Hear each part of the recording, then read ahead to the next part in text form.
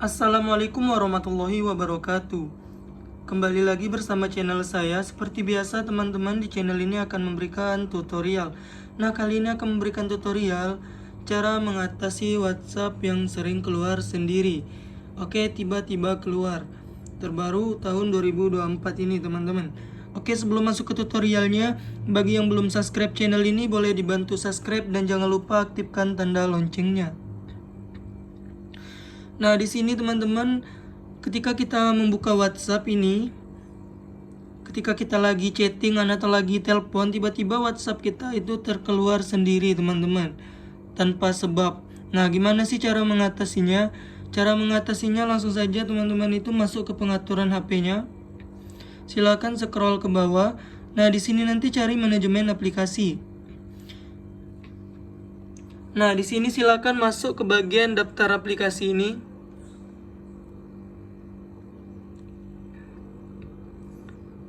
Nah, jika sudah seperti ini, kita tunggu saja.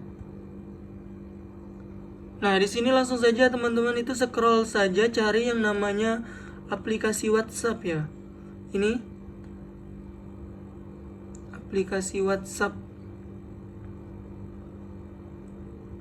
Nah, kita tunggu sebentar. Oke, jika sudah timbul seperti ini, silakan langsung saja di sini kita masuk ke bagian izin aplikasi. Nah, di sini silakan dicek ya.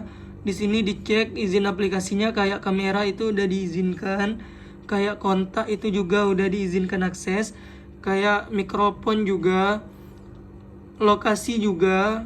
Nah, dan di sini juga seperti ruang memorinya juga sudah diizinkan. Jika ditolak, maka ini akan membuat WhatsApp menjadi error. Oke.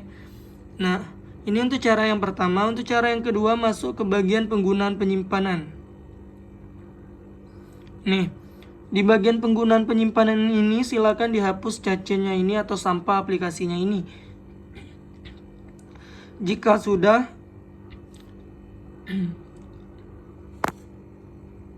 silakan keluar. Nah, di sini langsung saja teman-teman, jika sudah melaksanakan dua cara ini, maka silakan dicoba buka WhatsApp-nya apakah masih sering keluar sendiri atau tidak lagi.